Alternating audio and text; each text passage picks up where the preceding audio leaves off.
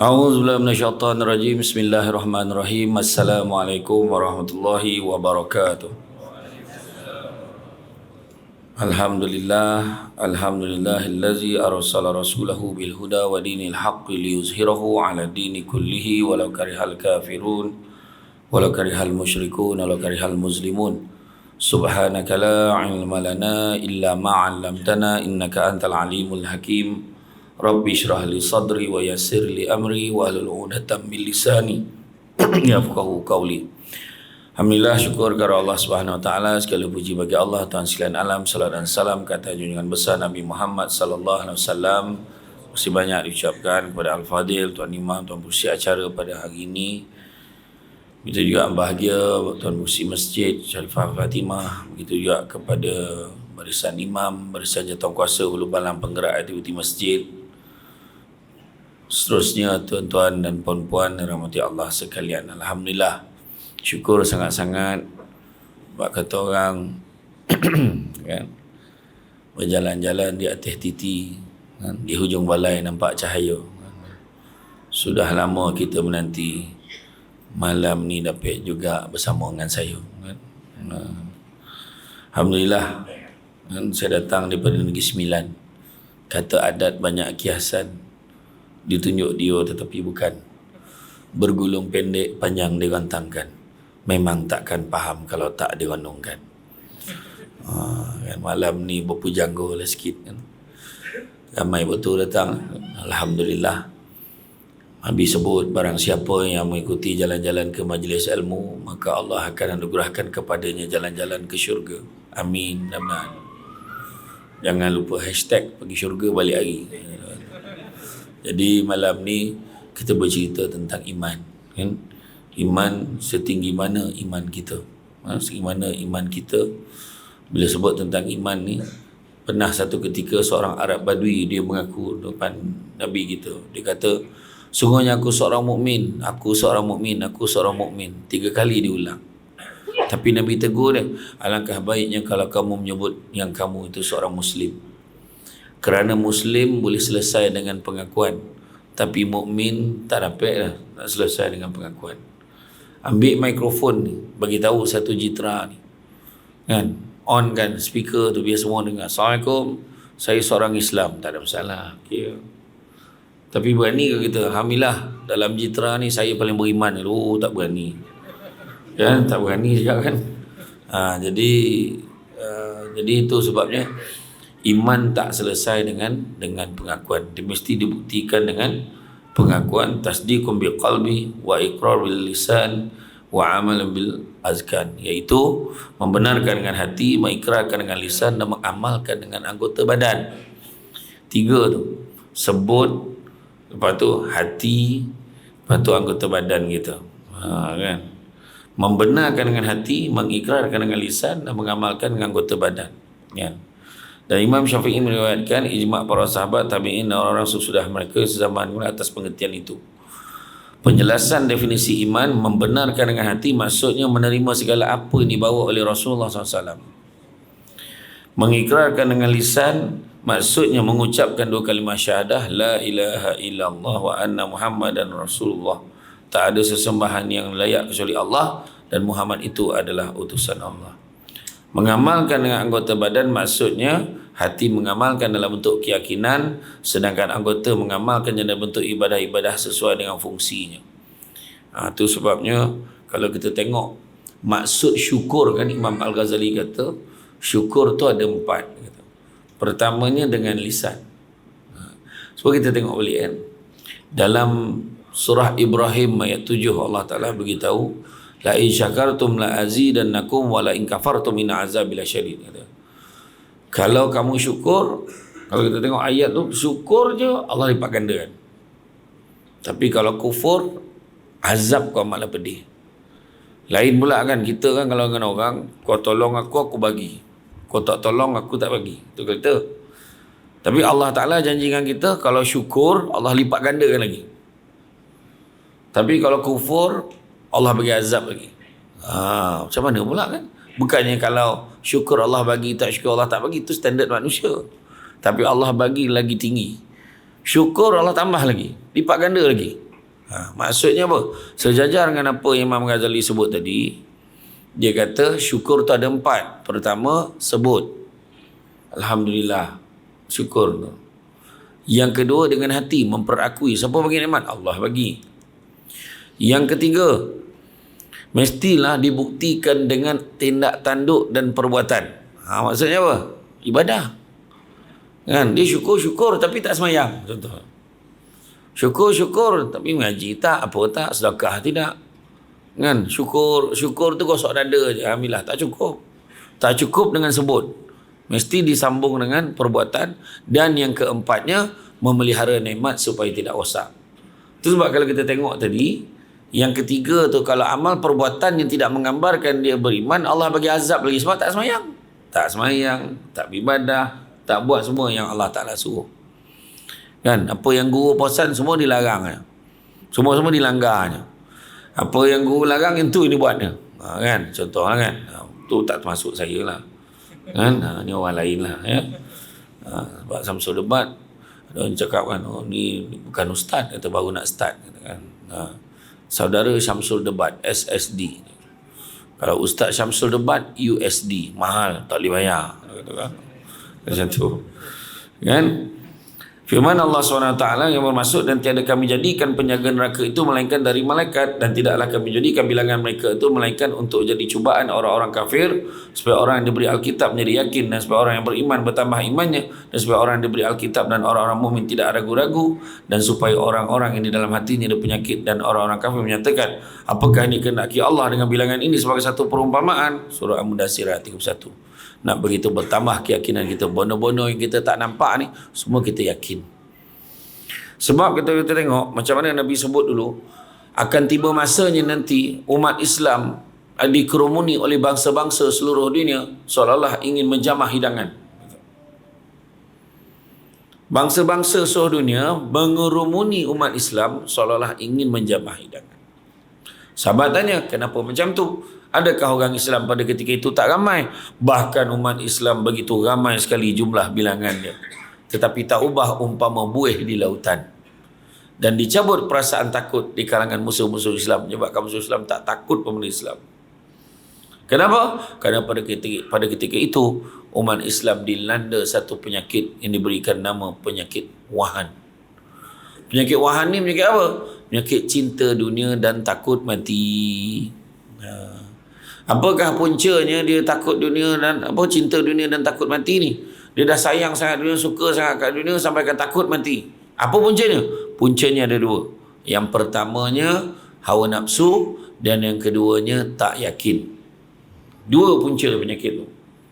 Hari ni bagi penyakit, bagi punca, bagi ubat sekali. Simptom pun tahu. Kan? Macam sekarang, macam kita sebelum ni, orang dah tak peduli dah pasal vaksin dah sekarang. Kan? Dah heboh dah settle dah. Waktu itu dah influenza pula. Lepas tu 3 bulan lepas ada penyakit baru pula. Nama dia sesama tomato. Gila betul. Sesama tomato penyakitnya. 3 bulan lepas. Sakit sedih dengan demam melanda kanak-kanak dengan warga emas. Sesama tomato. Tu orang cakap tu kan, penyakit perubatan semakin canggih, penyakit semakin banyak. Tu dia. Kan? Jadi macam-macam penyakit. Tapi yang ni penyakit hati ni. Puncanya hawa nafsu, dan yang keduanya keraguan, tak yakin.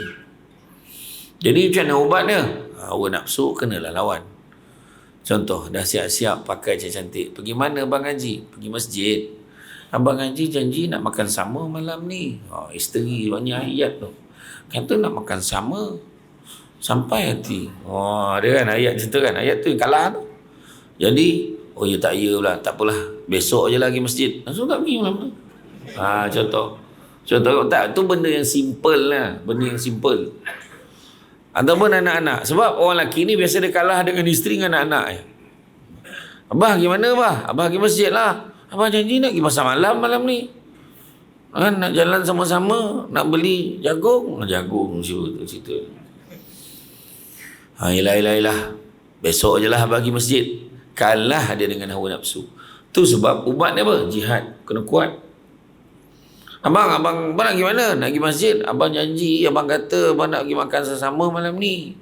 Kan dah janji. Sayang. Cik. Abang pergi masjid sekejap aja, bukan lama pun. Kalau abang nampak Imam Sabah tu jadi imam kan, abang akan potong biar abang jadi imam. Imam Sabah. Imam Sabah ni maknanya paling sabar sekali bacaannya.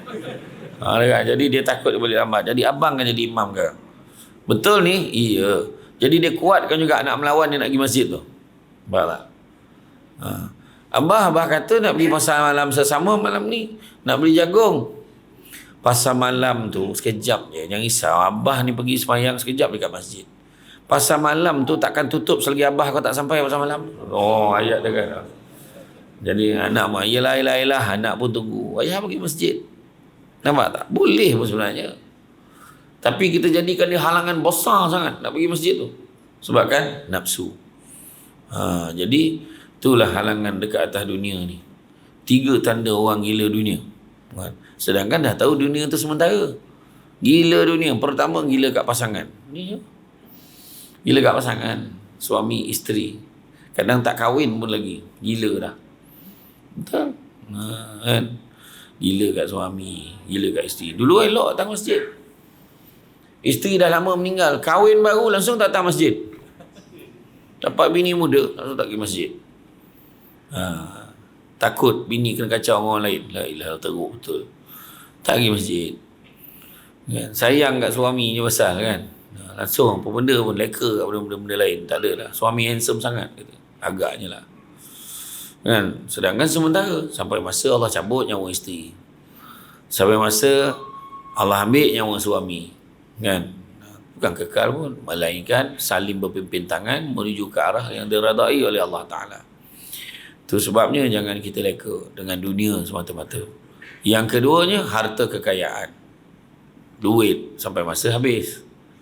Kalau tak habis pun kita habis.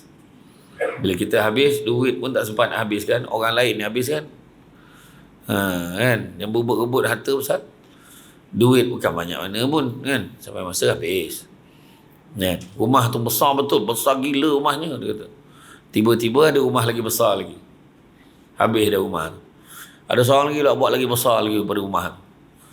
Kan? Dulu datang kat Jitran ni ada satu rumah banglo tu. Lawa betul rumah. Aku kalau ada duit nak buat rumah macam tu. Sekali ada lah perumahan baru naik. Lagi cantik pula daripada rumah tu. Orang tak peduli dah rumah tu. Sementara. Kereta baru. Berapa lama baru? Ada lagi baru keluar. Kan? Tiba-tiba ada lah kereta tu. Saya tak nak sebut lah jenama dia. Sebab dia tak taja ceramah kita malam. Macam tu lah. Mahal betul kereta ni. Tak, seminggu je, 2 minggu. Lepas tu ada kereta model baru lagi keluar. Jenis ni pula. Jenama ni pula keluar. Sementara. Yang ketiga, pangkat kekuasaan. Tak lama lagi sampailah musimnya. Tuan-tuan tengoklah. Kan? Iya, takkan nak. Dah tua, nak mati sangat, dah sibuk lagi. Saya boleh lagi ni.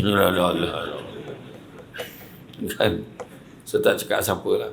Siap cakap tu. Orang semua nakkan saya lagi. Memanglah tak ada siapa cakap depan kau nak tak nak kat kau. Bodoh betul.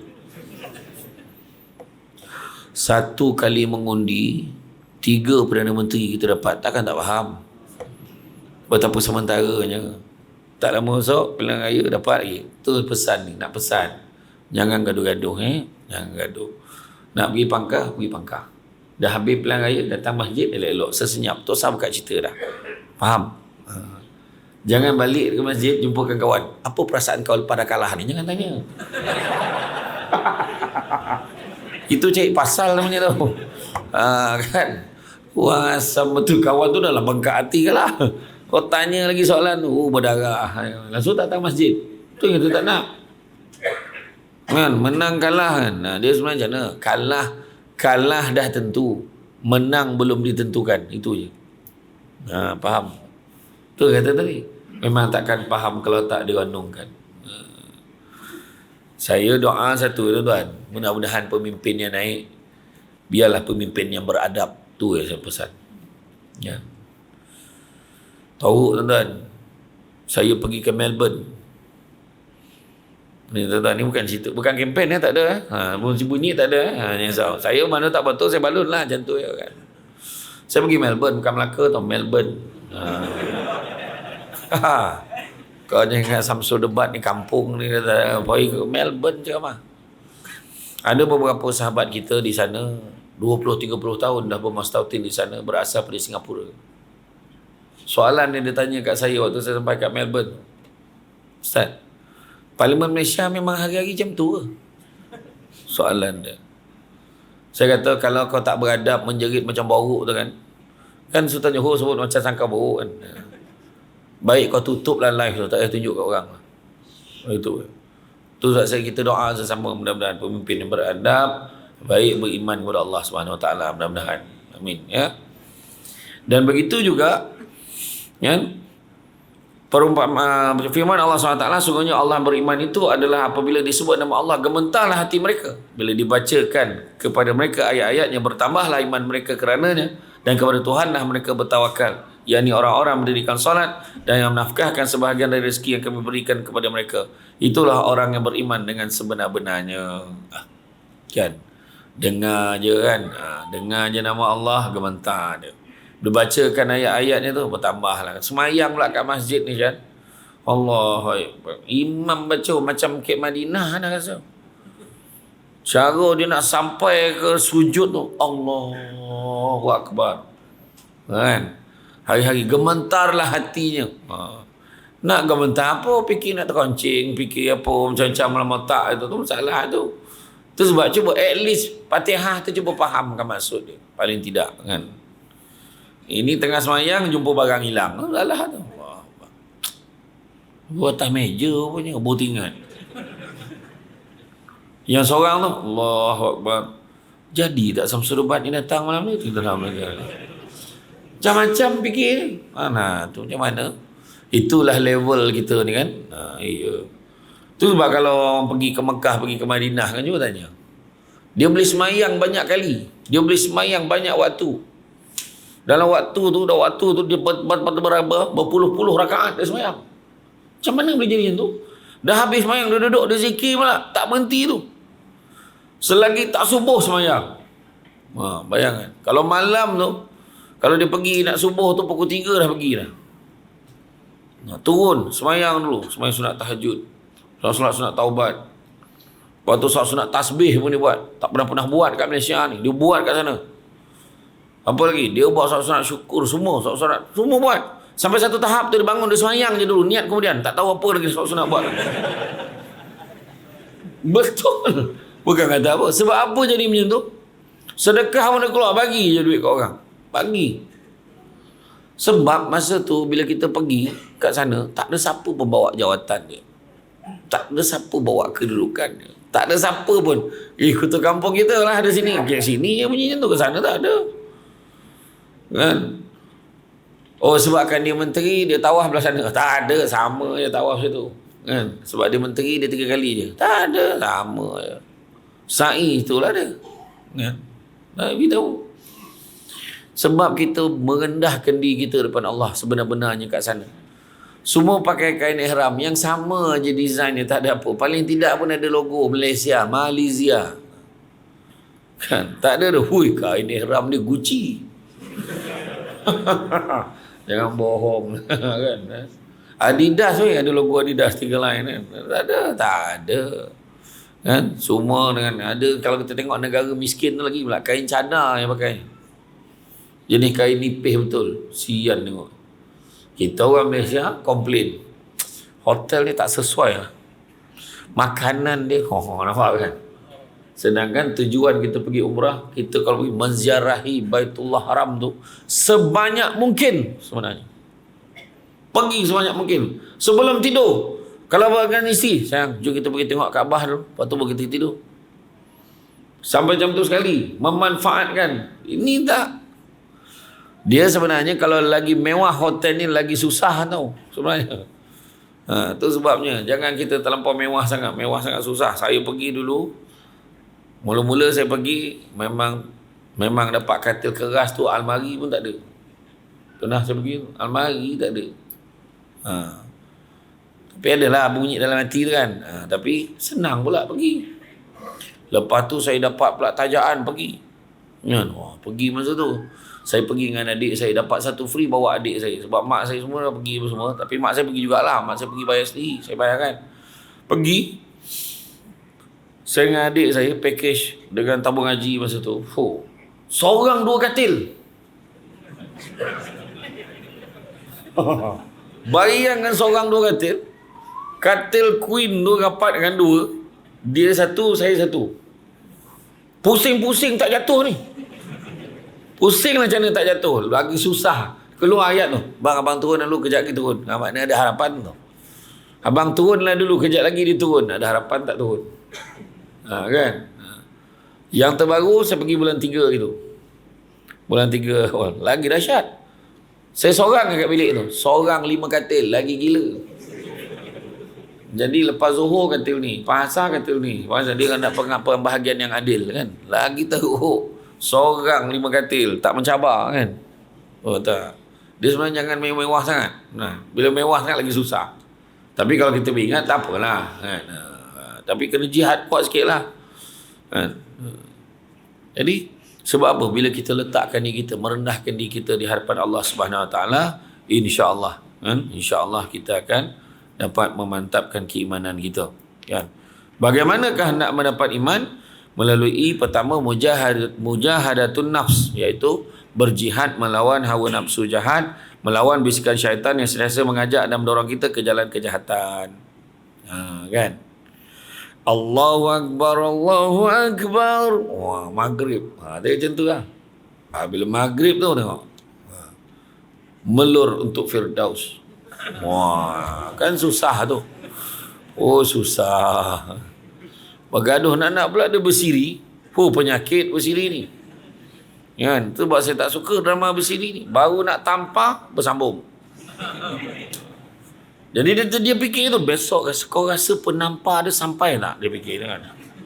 Jadi tak ada kerja. Kan? Tu yang saya heran tu.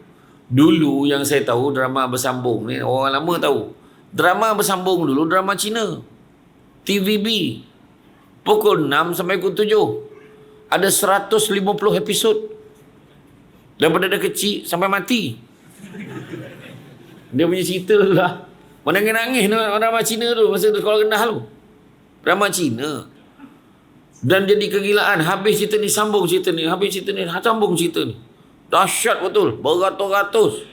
Mana ada drama bersiri Korea dulu? Tak ada drama Melayu bersiri. Tak ada drama Melayu bersiri. Memang tak ada. Jarang lah. Kalau ada pun memang slot-slot orang tak tengok lah.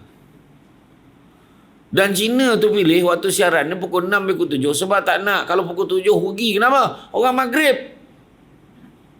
Tak ada orang nak tengok. Dan penonton dia ramai Melayu. Melayu nak cerita Cina. Tiba-tiba drama Melayu time maghrib kan gila tu. Dulu mana orang berani buka TV time maghrib? Nak kena bedal dengan abah, buka lah. Mana berani? Dulu kalau main takraw, main bola, dengar yang mengaji, Bismillahirrahmanirrahim. Balik. Berlari, takut. Sebab dah nak azan sangat. Hari tu AJK Masjid tak datang. Dia datang tu azan ni, matilah dia dah. Allah, dah maghrib. Balik. Memang, pintu depan dah kena kunci. Talian hayat pintu belakang. Mak, buka pintu. Dulu. Kalau lambat memang kena sebat dengan abah. Berani on TV? Tak berani. Dulu on macam ni. Mana ada remote? Kita jadi remote dulu. Abah yang beritahu. Satu. Dua. Masalah daripada nombor 1 sampai nombor 9, semua TV 1, TV 2 je. Kan dulu macam tu. Budak sekarang tak faham. Kita je faham dulu. Saya yang paling tak boleh lupa arwah abah saya tengok Ardi Wiranata lawan Fu Kok Kiong. Tugas saya duduk kat luar, pusing aerial. Dia duduk dalam. Kanan lagi. Tu tak apa, kanan lagi. Pegang tu tak tahan tu. Dia sedap tengok kat dalam tu. Dulu. Kan, tu cakap. Bila time maghrib itu, tu sebabnya ambil masa azan tu. Allahu Akbar, Allahu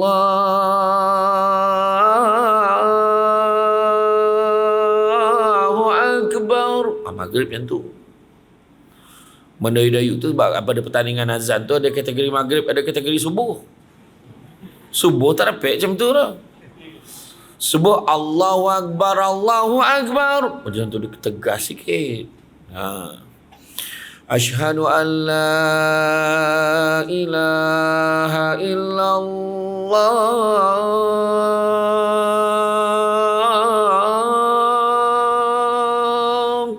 Macam tu maghrib. Subuh, betul pula memang dah isyak ke? Dah isyak ke? Dulu. Faham kan? Kalau subuh, asyhadu an la ilaha illallah. Macam tu, tegas. Kan? Kalau maghrib, hayya 'alas salat.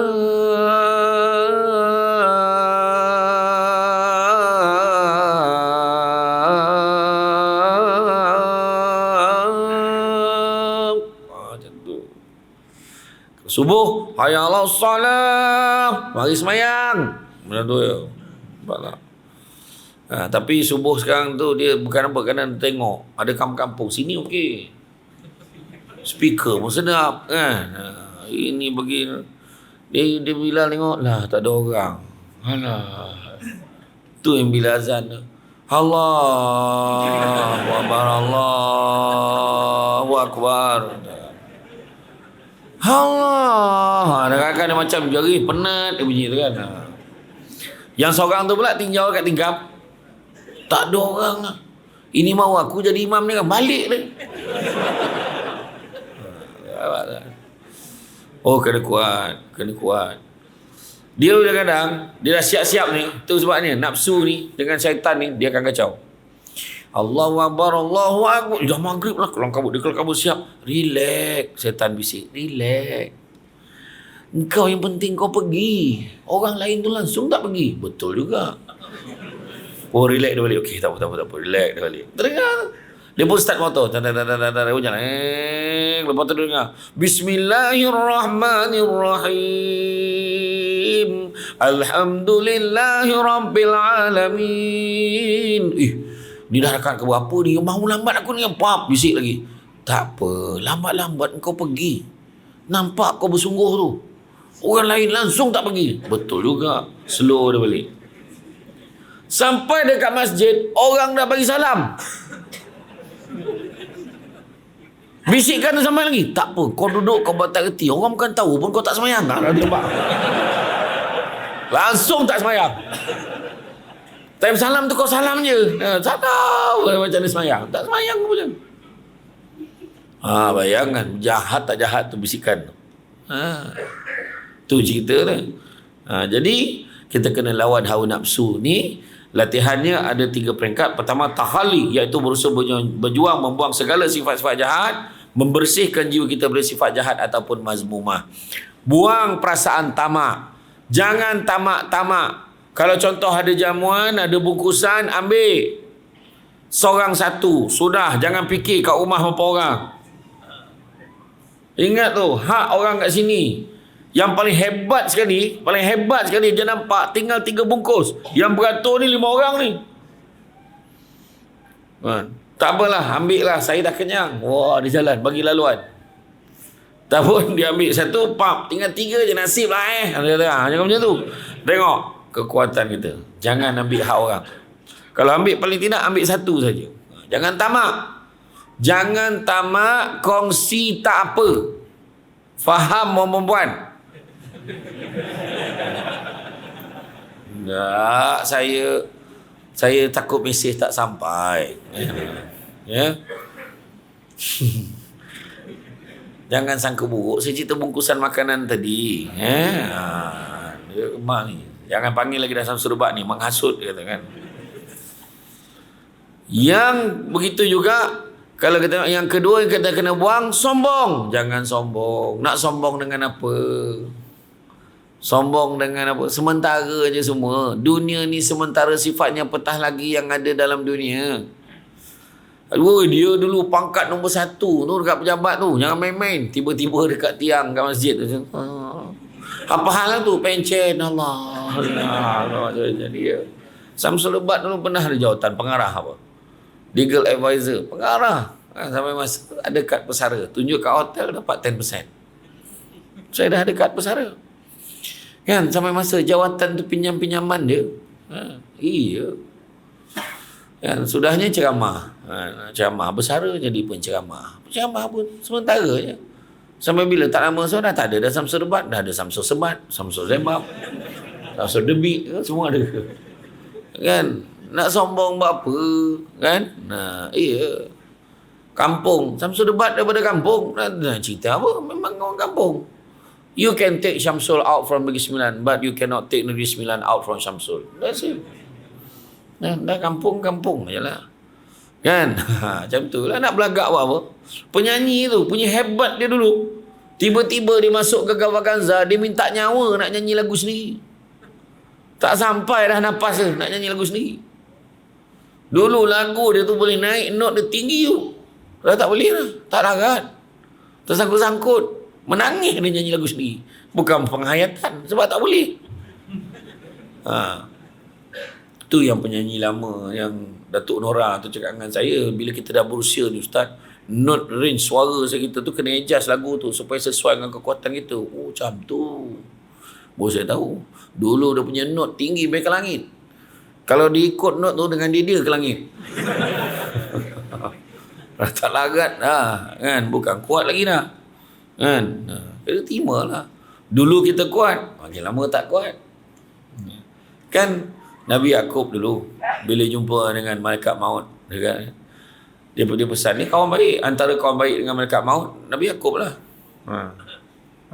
Kalau kita buka kitab Mukasyafatul Qulub tu, Penenang Jiwa daripada Imam Al-Ghazali, satu hari Nabi Yaakob cakap, bila malaikat maut datang, kau ni datang ni nak zarah aku, nak cabut nyawa aku nak zarah engkau wahai Yaakob. Nabi Yaakob kata, boleh tak kau tolong aku? Boleh, kabarkan wahai sahabatku.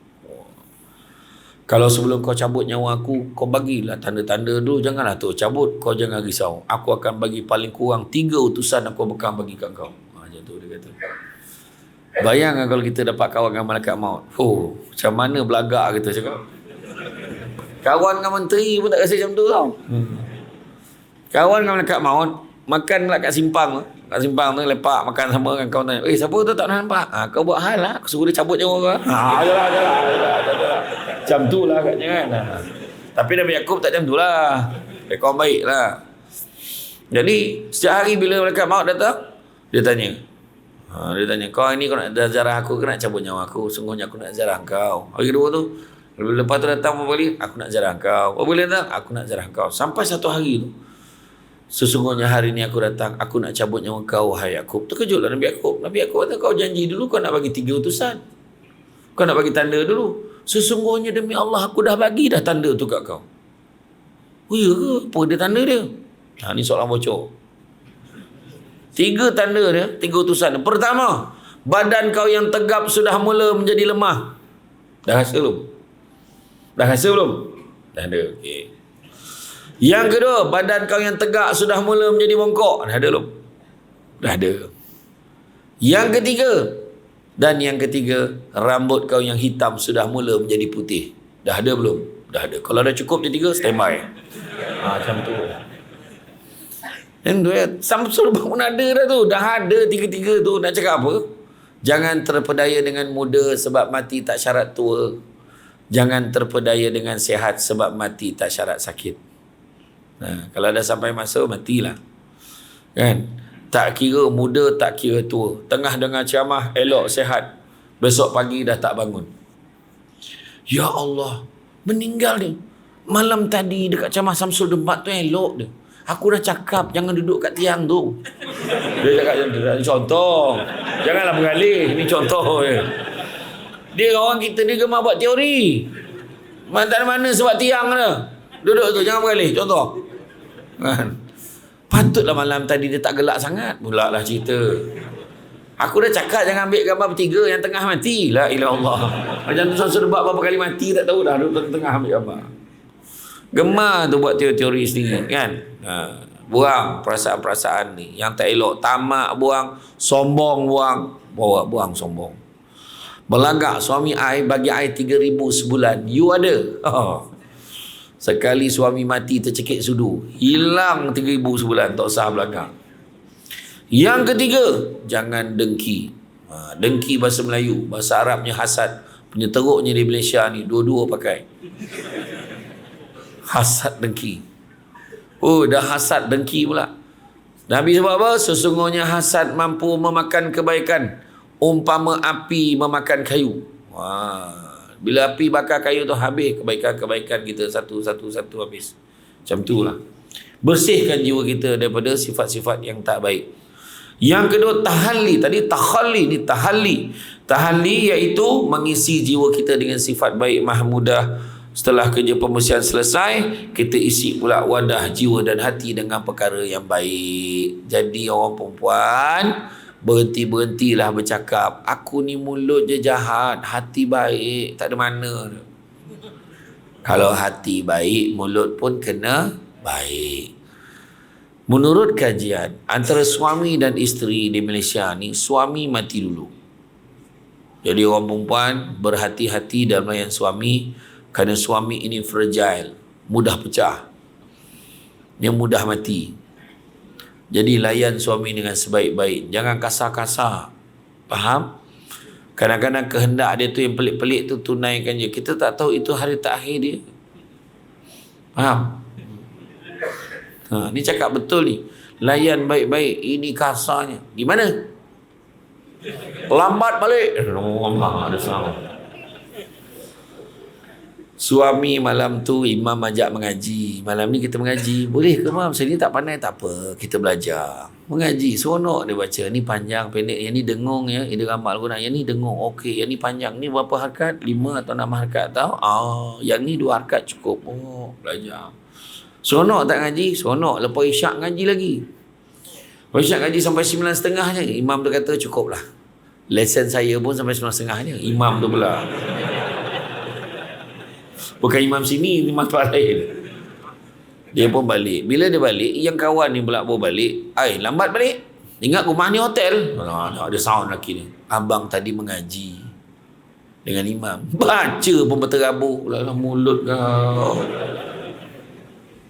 Abang tadi mengaji dengan imam. Imam ajar abang. Bukan tak tahulah abang dengan imam confirm ni. Minum kopi kat kedai kopi ni. Confirm ni. La ilaha illallah, mulut kau. Jangan buat saya menunggu macam ni. Sejuk dah nasi tu. Dah marah lelaki dia. Esok tu imam tanya, malam ni kita ngaji lagi minta maaf mam, malam ni tak boleh. Kenapa pula? Malam tadi lain macam dia punya sound mam, tak boleh mam. Habis bila nak ngaji lagi? Tunggulah dah lupa-lupa, besok kita ngaji lah balik. Malam tu lepas bagi salam tu balik. Assalamualaikum warahmatullahi, Assalamualaikum warahmatullahi. Terus balik. Sampai rumah, Assalamualaikum. Salam. Awal balik, tak semayang ke? Tak semayang kata. Tengok, itulah mulut menyakitkan hati suami, pandai betul. Tapi orang lelaki, satu pesan saya, kalau kita balik rumah, kalau bini tegur, awal hari ni bang, start motor, keluar balik. Keluar balik. Ke mana tu bang? Awal lagi kita keluar. Memang dia tak bunyi lepas tu. Senyap je ni. Tak naklah cakap kan bang, keluar balik dia kata kan. Tak, memang betul. Cakap elok-elok. Orang perempuan. Kadang tu kat KL tu ada tu. Suami tu punya nyusun ayat, punya takut. Dia bukan takut bini lah. Bini menakutkan. Kena abang macam teragak apa? Tak adalah. Abang macam teragak nak makan apa tu, nak makan. Mak makan apa? Bubur. Betul. Bubur. Pergi bagi kat Cik Senah bawah. Dia rumah flat, apartment. Sedih. Berhenti kat bawah. Dia nak air tangan bini dia. Turun sampai bawah, belilah bubur bungkus. Letak ikan tabur, ikan bilis. Yang tu dia nak. Tapi dia nak air tangan bini dia lain dengan Cik Senah tu jual. Masuk dalam lift dengan semak, dengan sayur, terleka, tersepit kepala kat lift. Langsung mati. Yang selamat bubur. Orang perempuan bila dah jadi macam tu, pandai pula tu. Ya Allah. Imam tanya kenapa? Tak sempat saya masak bubur untuk dia. Bukan tak sempat, kau yang tak nak. Sudahnya jadi mangsa imam dengan makmum. 3 malam tahlil, bubur hidangnya. Makmum sama tanya, malam ni bubur juga ke mam? Macam tu lah, teragak kat ruah ni. Itulah masalah. Kan? Isi dengan benda-benda baik. Jujur, amanah, bercakap benar, tidak menyakitkan hati orang. Macam tu kan. Tolong menolong, bantu membantu. Dengar pengumuman daripada masjid, insya-Allah disebabkan minggu ni ada beberapa ceramah besar akan dilaksanakan. Jadi kita mohon semua ketua hadir beramai-ramai, kita akan mengadakan gotong royong perdana.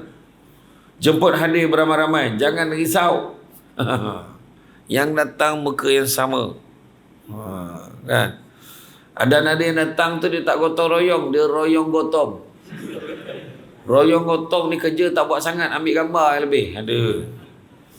Katap dia ambil gambar, zap dia selfie. Alhamdulillah, selesai juga gotong royong hari ni. Pergi lah. Kan? Masuk gambar je, tapi bukan sini lah, tempat lain. Kan?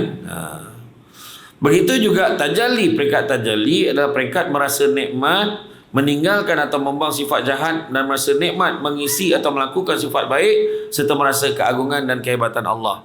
Orang yang membuang sifat-sifat jahat dan dapat pula menghias dirinya dengan sifat baik, Allah akan singkap hatinya dan dapat merasa nikmatnya beribadah dan nikmat sentiasa mengingati Allah dan sentiasa ingin membuat kebaikan. Dia rasa seronok je beribadah, seronok datang masjid. Sekali tak datang rasa tak kena, nak datang juga masjid.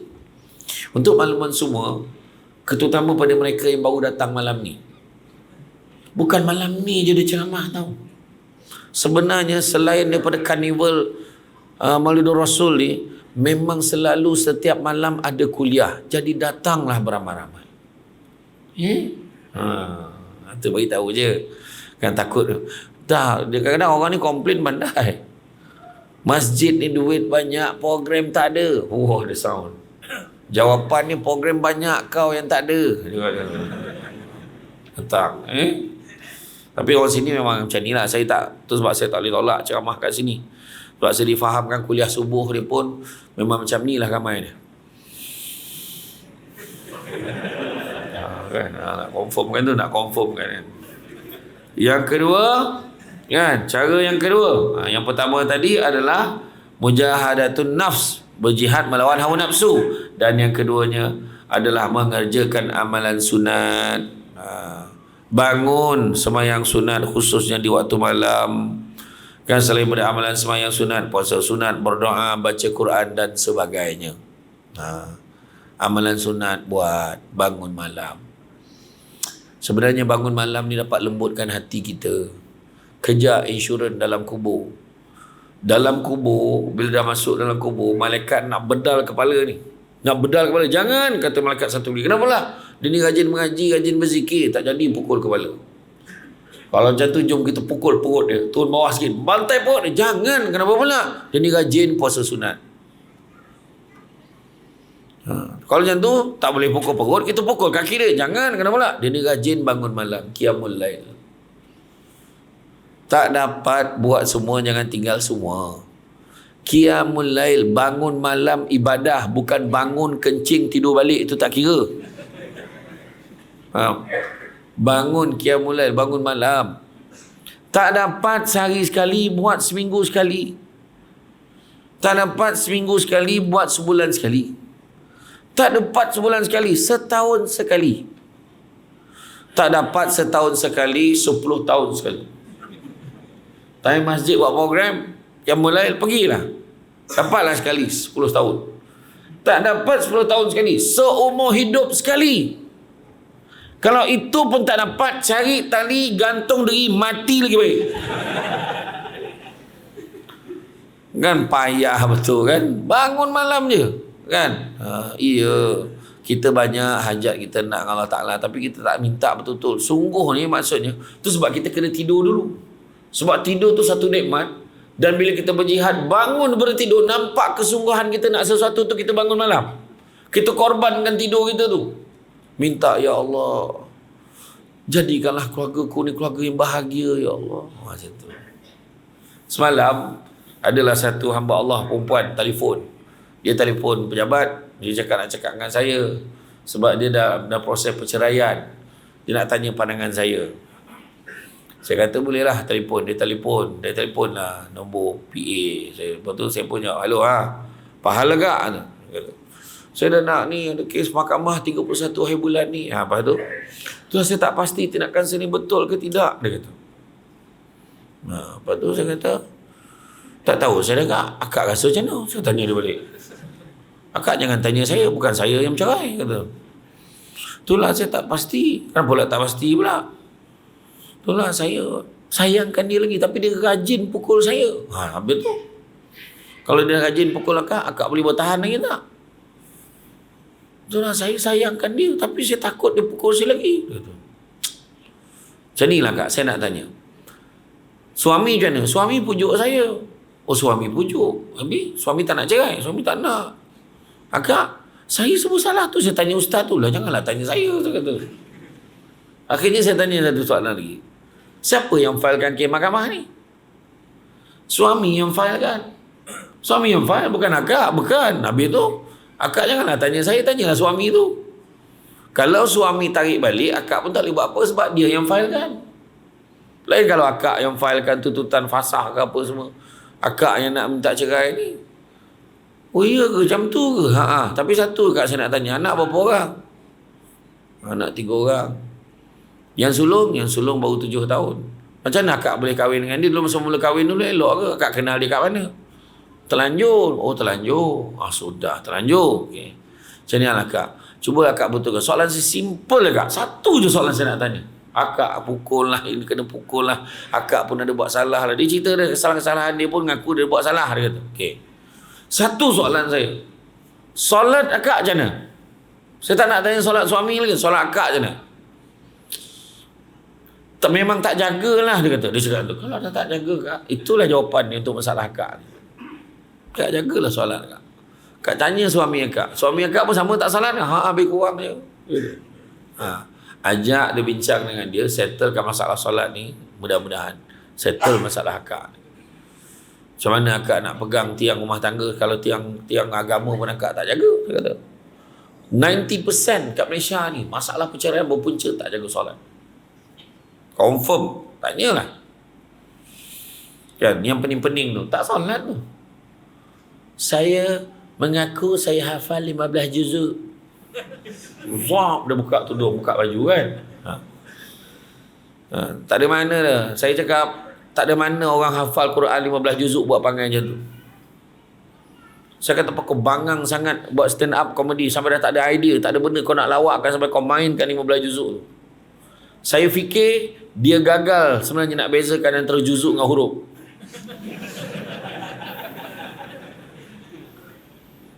Dia kalau betul dia pergi datang ni jumpa imam, suruh dia baca depan imam. Imam nak dengar kau betul hafal ke tidak. Saya tak percaya dia hafal 15 juzuk kalau macam tu perangai dia. Mengaku macam tu, parah tu. Jadi itulah dia.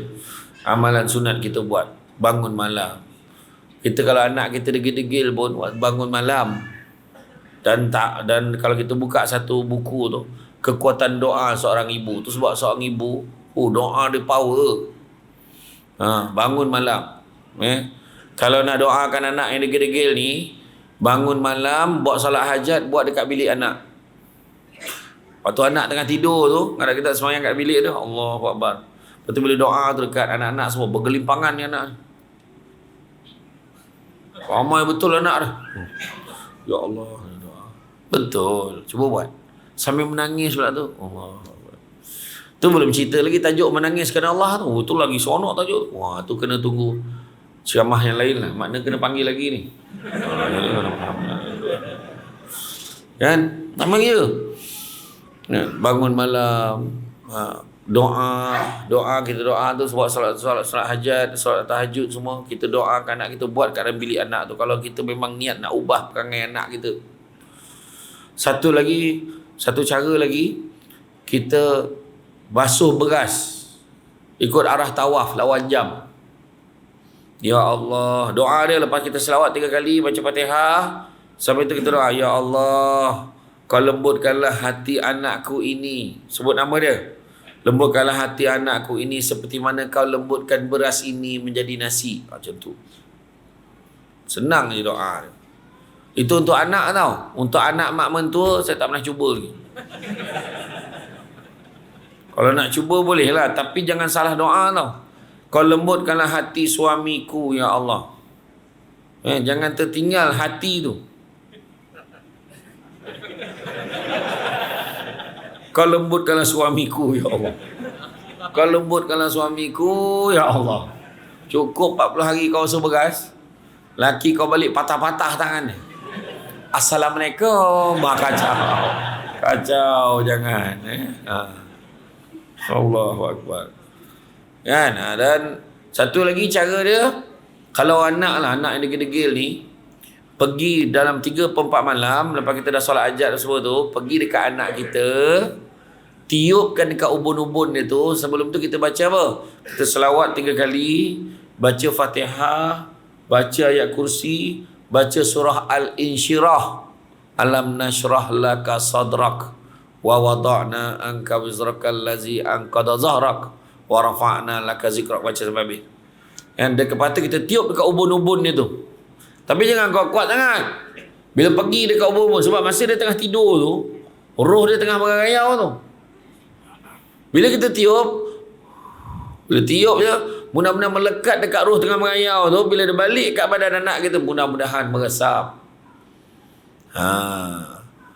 Allahumma salli ala Sayyidina Muhammad wa sallam. Bismillahirrahmanirrahim. Alam nashrah laka sadrak wa wada'na wizraka allazi anqadha. Dah habis tu tiup. Kalau mata anak kita tu dia macam tu kan, maknanya dah nak sampai tu. Tapi kalau kita tiup, terbuka mata anak kita, maknanya dia tak tahan bau nafas mulut mak dia. Kan, nak gosok gigi dulu. Kan, insyaAllah yakin ya. Yakin.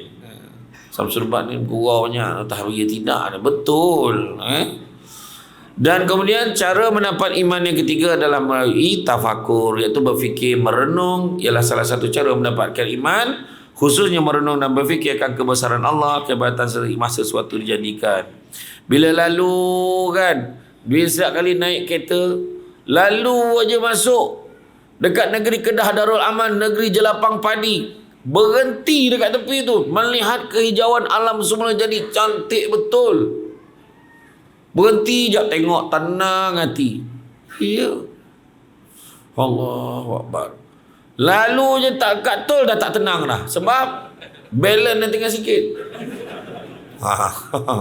Tapi makna kita tengok tu dekat sawah padi, tengok kehijauan alam, tenang. Tu sebab kita, kalau nak, ni salah satu tips lah, tip kesihatan. Bangun pagi, kalau kita dah balik tu daripada subuh, kita menghadap kehijauan tu, kalau boleh menghadap kiblat. Tangan letak sini tarik nafas, tahan, selawat. Allahumma salli ala sayyidina Muhammad wa sallam. Buat berapa banyak kita boleh buat, lepas tu lepas. Tu nak latih jantung kita, menghadap tu kehijauan alam. Kek Seremban payah nak buat, kek Kelumpur payah nak buat, sebab pokok dah tak berapa ada. Kan? Tapi ni dekat sini, ya Allah, tu sebab untuk tu sebab orang kampung dulu fresh, orang tua sihat sebab tu. Dia balik kan daripada subuh tu kan, tengok pokok buluh, pokok ni hijau semua. Ya. Hijau tak masuk apa-apa ya. Okey. Kan? Kan? Tu pulanglah ya, macam tu. Jadi kemudian cara memelihara iman, pertama, pengawal iman supaya tidak rosak. Iman boleh rosak menerusi etikad seperti meragui apa yang dibawakan oleh Nabi, kan, mempersoalkan hukum dan undang-undang Islam. Cuba tengok, orang perempuan hati-hati. Contohnya nak marah bab poligami, hati-hati. Ni saya cakap terang ni, kadang-kadang kita marah, jangan salahkan hukum, salahkan orangnya. Orang tu ni yang tak betul melaksanakan kadang-kadang. Orang perempuan, poligami tu baik sebenarnya. Tak cakap betul ni. Orang tu yang kadang-kadang tak betul melaksanakannya. Kan? Kalau kena caranya adil, bertanggungjawab, tentu orang perempuan boleh terima. Kan? Tak dapat dia. Macam tak sampai dia kata. Tak, tapi betul. Kadang dia marah tu. Ni tak ada, poligami ni tak sesuai. Jangan sekali-kali sebut macam tu. Jangan. Sebab poligami ni bukan Nabi sebut. Dalam Quran sebut. Kan? Berkahwinlah kamu itu dua, terus dua, bukan satu. Dalam Quran tersebut. Masna wa sulasa wa ruba'. Dua, tiga atau empat. Fa in khiftum, kalau kamu bimbang kamu tak boleh berlaku adil, fala ta'dilu fawahidah. Kalau takut tak boleh berlaku adil, seorang cukup. Yang seorang pun tak adil, nak lebih. Betul tak perempuan? Betul tak? Itulah maksud dia. Itu sebab hati-hati. Kadang kita terlampau marah kat orang, marah kat sifat orang yang tak betul, kita salahkan hukum. Jangan. Orang lelaki selama ni, dia bukannya nak berpoligami sangat, tak nak. Kan? Tapi dah hukum.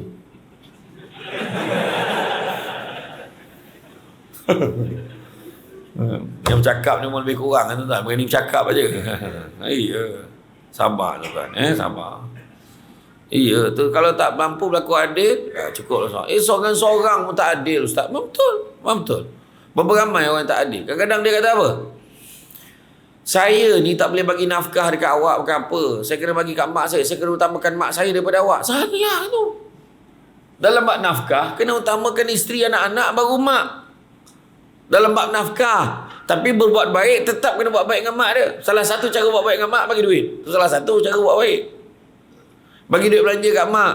Tak banyak, sikit bagi. Dan seorang ibu yang belajar, seorang ibu yang berilmu, yang faham agama, dia akan tanya, kau bagi duit belanja kat aku ni, bini dengan anak kau cukup ke tak? Dia akan tanya. Macam tu. Kan? Kadang yang itu pun tak adil dah. Macam mana? Habis ustaz, kalau saya ni kahwin, pendapatan saya ngam-ngam je, takkan saya nak biarkan mak saya? Patut fikir sebelum kahwin. Bukan dah kahwin baru fikir. Tu cerita dia. Kan? Sebab kadang kita tengok orang yang berkahwin sekarang ni, kamu mesti mengawan ni. Setiap minggu menikah. Ada je orang nikah. Tanya imam, penat menikahkan orang. Dia tanya balik, apa sebab kau nak kahwin? Tanya. Macam-macam sebab. Kenapa nak kahwin? Mak suruh. Kenapa kahwin? Mak bising. Mak kau memang bising je kerjanya. Kan? Bila nak kahwin? Bila nak kahwin? Bila dah kahwin? Bila nak beranak? Bila beranak, lelaki je anak kau. Bila dapat anak perempuan? Dapat anak perempuan, beranak je kerja kau. Semua salah. Mak tu memang macam tu. Mak ni memang macam tu. Jadi janganlah sebab mak bising kita kahwin. Kenapa kahwin? Kawan-kawan semua kahwin dah, tinggal saya je belum. La ilaha illallah. Tu sebab dia. Kenapa nak kahwin? Umur banyak dah, bila lagi nak kahwin? Kenapa nak kahwin? Geram tengok perempuan tu lagi teruk. Susah nak jumpa bila imam tanya, kenapa kamu nak kahwin? InsyaAllah Tuan Imam, saya nak berkahwin ni kerana Allah. Kebanyakan lelaki yang nak berkahwin kerana Allah ni, kebanyakannya lelaki yang dah kahwin. Sebab dia tak ada jawapan lain. Tu jawapan yang ada. Tak apalah, ni saya bagi idea je. Kan? Kemudian jaga iman. Iman yang ada pada kita perlu dikawal dengan beberapa sifat diri kita. Contohnya ikhlas melakukan amalan. Ikhlas melakukan amalan. Kita sedekah, buat apa-apa, kita solat, ikhlas. Sebab apa? Ikhlas ni balasan tu Allah lah bagi. Terpulanglah Allah ada bagi apa. Hidup kalau mengharapkan kebergantungan kita kepada manusia, kita akan kecewa. Mudah-mudahan aku buat benda-benda baik ni, bos aku nampak, mudah-mudahan naik pangkat aku. Jangan risau, kita akan kecewa.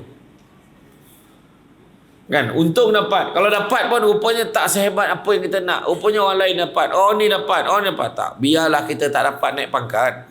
Kita tak bergantung pada manusia. Kita tak akan kecewa. Tengok ada orang dulu, tanya ayahanda-ayahanda kita yang kerja kerajaan dulu. Ada yang sampai pencen. Pangkat dia rendah je. Tapi dia senang hati. Sebab dia tak pernah kisah pun. Naik pangkat, alhamdulillah. Tak naik pun tak apa. Anak-anak lepas semua. Alhamdulillah dapat buat loan rumah. Alhamdulillah dapat buat loan kereta. Alhamdulillah habis bayar. Anak-anak lepas semua. Bahagia hidup. Tu dia. Keberkatan rezeki itu lagi penting. Berkat rezeki. Rumah tangga bahagia. anak-anak berjaya, suami penyayang, isteri pun pandai masak. Contoh, semua banyak rezeki Allah bagi kat kita. Tapi kita gemar fikir benda-benda yang lain. Jangan mengharap. Ikhlas ni, serahlah Allah Ta'ala nak bagi yang terbaik kat kita. Kadang-kadang kita mungkin tak dapat naik pangkat, tapi Allah bagi keluarga kita semua sihat. Tak ada penyakit yang pelik-pelik. Ada orang tu penyakit pelik sampai terpaksa beli mesin untuk pastikan jantung anak tu stable. Ada orang macam tu. Ada orang kena buat dialisis 3 minggu, seminggu 3 kali, contohnya kan. Kenapa? Tu rezeki masing-masing. Rezeki masing-masing. Tapi itu sebabnya kita lupa untuk bersyukur. Tu yang orang tanya saya masa PKP tu. Ustaz satu cakap rezeki tak pernah salah alamat, tapi kenapa tak pernah sampai ke alamat mak saya? Dia kata, soalan tu. Saya kata, tu bukan salah alamat, tu salah orang yang duduk kat alamat tu. Pahala, dia kata. Yalah, sebab kita ingat rezeki tu sama macam yang kita nak. Tak semestinya. Kan? Rezeki daripada siapa? Daripada Allah. Semua tahu. Hakikat rezeki tu ada 3. Pertama, punca Allah tentukan daripada mana? Allah tentukan. Kedua, kadarnya berapa banyak Allah tentukan. Yang ketiga, bila kita dapat pun Allah tentukan. Bila Perdana Menteri buat pengumuman belanjawan tu kan, bagi menghargai jasa penyawat awam, maka diberikan insentif kewangan sebanyak RM700. Tengok respon orang macam mana. Baik, tak payah seorang tu pula. Yang seorang tu lah, okeylah, dulu 500, sekarang 700, naik 200, bolehlah. Yang seorang tu berlari pergi mesin ATM, cocok, tak ada pun, belum lagi, baru umum. Sebab pada dia 700 tu besar. Dia dah janji nak tukar kasut sekolah anak dia yang koyak. Dia dah janji nak buat family dia makan nasi daging tepi jalan yang sedap tu. Nasi daging Makau, sedap betul. Dia nak bawa family ke sana. Dia ada orang yang susah, dia pandang besar tu. Tu sebabnya jangan pandang kecilnya nikmat tu, tapi pandang siapa yang bagi nikmat tu. Macam tu hakikat iman. Yakin Allah bagi rezeki. Kan? Jadi jaga. Yang pertama, nak jaga iman, jauhkan amalan yang boleh membatalkan iman. Kan? Daripada Sufyan bin Abdullah radhiyallahu anhu berkata, aku telah bertanya pada Rasulullah SAW, wahai Rasulullah, ajarkanlah aku mengenai satu ajaran agama Islam yang tidak perlu lagi aku bertanya dan orang lain mengenainya. Maka Rasulullah SAW bersabda, katakanlah sesungguhnya aku beriman pada Allah, dan teruskanlah dan sempurnakanlah kepercayaanmu hingga ke akhir hayat. Jangan buat benda-benda yang pelik-pelik. Jangan ambil gambar bertiga, nanti tengah mati. Jangan terhantuk kepala, hantuk balik, nanti mak mati nanti. Hantuk kali dia siap macam ni. Hantuk kali kedua lagi kuat pula, langsung mati dulu. Kan? Dia lah satu-satunya yang boleh tolong kita. Sebab dia duit dia banyak, dia satu-satunya boleh tolong kita. Tu silap ayat tu, jangan main-main. Kan? Hati-hati. Jaga batas-batas hukum Allah. Kan? Jaga antara lelaki dan perempuan. Jaga mata, jaga hati, jaga lidah. Jaga. Kadang jaga lidah tu, ingat bukan lidah yang cakap ni je, lidah berjari ni pun kena jaga. Kadang kat masjid ni elok muka, tapi dalam media sosial dia membalun tak cukup tanah, habis semua balunnya. Simple je dalam media sosial tu, letak satu muka ahli politik yang popular, letaklah satu muka, tak kisahlah parti mana, letak je muka dia. Jangan tulis apa-apa, letak muka je, tengok komen. Post kan, tengok komen. Kepala bapak semua keluar. Tak berguna, mati lagi baik, semua dibalun. Tiba-tiba datanglah JK Masjid bagi komen. Gunakanlah bahasa yang baik-baik. Bukankah bahasa melambangkan bangsa? Nabi pun berpesan, kalau kamu tidak ada perkataan yang baik nak kamu ucapkan, lebih baik kamu diam. JK Masjid reply bawah tu, sudahlah kau pun sama. Kan? Tengok ada macam mana. Itulah hakikat dia hari ni. Lidah ni tak ada jaga. Kita ni dah jaga dah tu kan. Tu sebab orang dulu kata, makan sirih berpinang tidak pinang ada di kota Melaka. Makan sirih mengenyang tidak tagah dek budi dengan bahasa. Jaga budi bahasa. Kalau mencari pokok berbuah, pucuk elobek dahan berdaun. Kalau nak jadi insan bertuah, duduknya beradab, tagak bersantun. Tu sebab Imam Malik kata, biar ilmu sikit tapi jangan tak ada adab. Mak tu.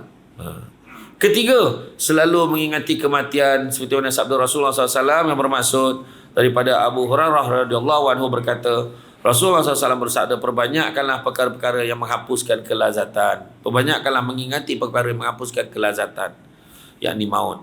Hadis riwayat At-Tirmizi. Ingat mati tak salah, minta mati yang salah. Ya Allah, matikanlah aku ya Allah, tu salah. Tapi kalau dah tak tahan sangat pun cakap macam mana? Ya Allah, jika kematian itu baik bagiku, kau ambillah nyawa aku. Tapi andainya hidup itu baik bagiku, kau sembuhkanlah aku. Macam tu. Kau tak tahan pun. Jangan letakkan seolah-olah kita nak ngajar Allah pula apa yang lebih baik. Kan? Begitu ya.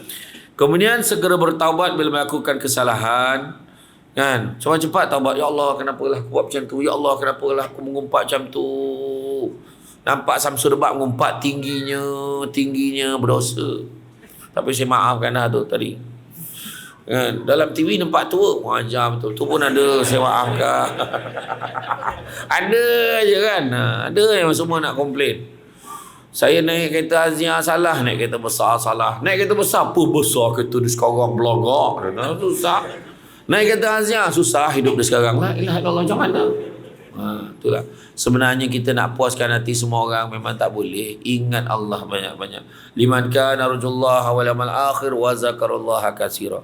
Siapa nak rahmat Allah dan nakkan hari akhirat, maka ingatlah Allah banyak-banyak. Jadi rasa cukuplah setakat tu tuan-tuan. Saya faham signal-signal yang diberikan itu. Berikutkan ada lagi ni. Nah, yang saya janjikan tu nantilah kita cerita tentang menangis kerana Allah tu tajuk lain. Ya, nanti kita bawalah. Ada yang tidur? Tak ada, Alhamdulillah. Siapa yang ngantuk sebenarnya dia satu doa. Doa tu kita baca, insya-Allah segar orang yang mendengarnya. Doa tu simple je, tapi itulah mungkin pernah belajar, siapa yang tak pernah belajar boleh ambil. Doa tu kalau kita baca orang tengah tidur segar dah. Tegak dah. Doa dia senang je. Bismillahirrahmanirrahim wa bil lahil. Taufik wal hidayah. Wassalamualaikum warahmatullahi wabarakatuh. Saya belum baca doa tu, saya baru ajar je. Kalau baca tu wabillah taufik tegak dulu dah habis ke? Jaga dia. Saya belum baca doa tu kan. Jadi bergurau tuan-tuan. Ada yang menyalin dan tak tahan. Jadi itulah dia, saya ucapkan terima kasih banyak. Bak kata orang sepandai-pandai tupai melompat akhirnya jatuh ke tanah jua. Walaupun perkongsian sudah tamat, mudah-mudahan meresap ke dalam jiwa. Ya, cantik dipandang rumah penghulu, kayu terukir dari papan. Alang-alang menuntut ilmu, sebutir pasir kembangkanlah menjadi intan. Walaupun sikit, kita amalkan dan sebar panjang kepada yang lain. Budak-budak membawa galah nak menjolok buah berangan. Kalau ada silap dan salah, dikata tidak, dicaci jangan. Tenang-tenang air di laut, sampan kelok mudik ke Tanjung, hati terkenang mulut menyebut, jasa baik pihak masjid menjemput, rasa nak junjung. Itu saja daripada saya. Cuma sedikit makluman, kalau tuan-tuan dan perempuan ada masa nanti, di luar sana ada satu meja ajaib. Dekat atas meja tu ada barang, bukan untuk diambil tapi untuk dibeli. Jadi jangan main sauk bawa balik ya. Bawa bertenang. Iaitu susu kambing al-amr, susu kambing campur kurma, campur madu yang diizinkan. Okey. Kalau orang lelaki cepat faham, perempuan loading sikit. Iaitu madu lebah, bukan madu yang bukan. Iaitu yang pertama dia tak ada bau sebab dia tak pakai kambing Jitra. Tak, dia tak pakai kambing Malaysia. Dia pakai kambing daripada Holland, Belanda. Dia tak ada bau. Kemudian dia baik untuk GERD, gastrik, pedih ulu hati. InsyaAllah cepat baik. Siapa yang sakit lutut, sakit tumit, pijak, sakit tangan kebas-kebas, mana dah mula semayang dekat kursi tu boleh amalkan. Imam Masjid Farda Palu 12 dijemput 6 bulan semayang kat kursi. Alhamdulillah boleh semayang macam biasa. Baik untuk allergic, enzima, kata-kata kulit, ruam. Ingat ya, minum, bukan mandi, minum. Kemudian dia baik untuk orang perempuan yang mengandung, baik untuk ibu dia dan baik untuk anaknya. Untuk baby tu, untuk elakkan baby tu kena jaundice, demam kuning, minum daripada awal. Kemudian dia baik untuk orang perempuan yang hormon merayau untuk kejap awal, kejap lambat, kejap tak mana perginya, boleh minum tu. Tapi mana yang dah tak ada tu tak usahlah cari. Dah tak ada. Tapi kalau minum datang dia balik, rezeki. Malam ni kita offer, siapa beli satu 45, tapi siapa beli dua 90. Tak adalah beli satu 45, beli dua 80. Tak bawa duit tak apa, boleh QR Pay, boleh transfer. Jadi itu saja daripada saya. So yang baik itu datang dari Allah SWT. Mana kurang itu uji kelemahan saya sebagai manusia biasa. Pokok sekayu daun selasih. Thank you, terima kasih. Assalamualaikum warahmatullahi wabarakatuh.